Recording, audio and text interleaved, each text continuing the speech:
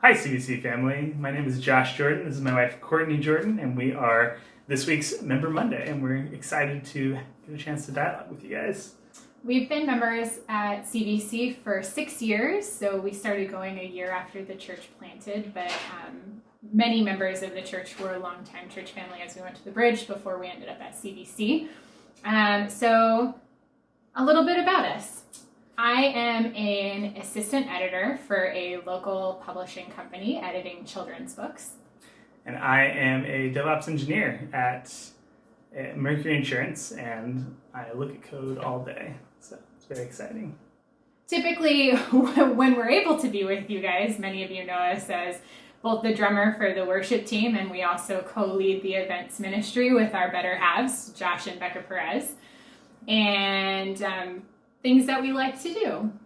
Things we like to do. I love playing music on any instrument I can get my hands on. As Courtney said, you will regularly see me sitting on a box, keeping rhythm, or sitting behind a kit, keeping rhythm on Sunday mornings when things are more normal than they are right now. And I also love to play board games. That's one of the things I enjoy to do with friends and family. And I am a voracious reader. I spend majority of my time doing that, and in addition to enjoying board games, we also enjoy going mini golfing. It's one of the things that we used to do together before we got married, so that was nice. And before quarantine, we don't do that. Before quarantine. How are we doing? We're doing great. Both of us are blessed enough to have both kept our jobs. We've kept our hours. We're both working full-time from home, so we're getting to work remotely, which means my coworkers went from my regular coworkers to my favorite coworker, so that's been great. We're doing pretty well overall, just working from home and kind of working through this strange time and just looking forward to the future.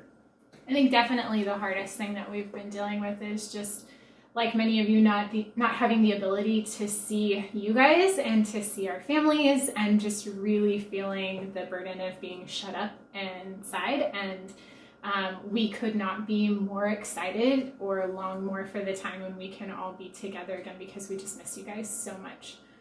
One of the things that we have been dwelling on, especially, it started before quarantine, but especially through quarantine, for me, I've been thinking about the song Christ the Sure and Steady Anchor. And just the fact that in a world that has a lot of uncertainty, in a time when so many people are hurting and we're just waiting on the Lord for answers, the firm foundation of understanding that Christ is the rock on which we stand, and as long as we have him, we have everything that we need. And especially I've been thinking through the third verse of this song, Christ the sure and steady anchor through the floods of unbelief. Hopeless somehow, oh my soul, now lift your eyes to Calvary. This my ballast of assurance, see his love forever proved. I will hold fast to the anchor, it shall never be removed. And I think one of the things that I've been doing on lately is sort of coming out of a recent Bible study we had with a couple of one of the Bible groups in our church on Thursday nights. We were going through 1 Thessalonians, and one of the passages that really stood out to me, and I'll share with you now, is 1 Thessalonians 3:11 through 13. That is, now may our God and Father himself and our Lord Jesus direct our way to you, and may the Lord make you increase and abound in love for one another and for all as we do for you, so that he may establish your hearts blameless in holiness before our God and Father at the coming of our Lord Jesus with all his saints.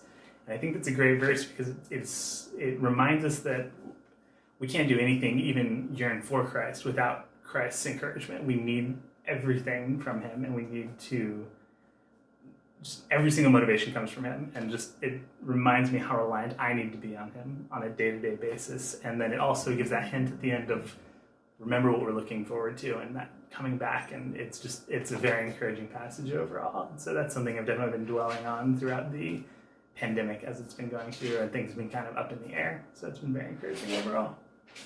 Tell me a fun fact about you.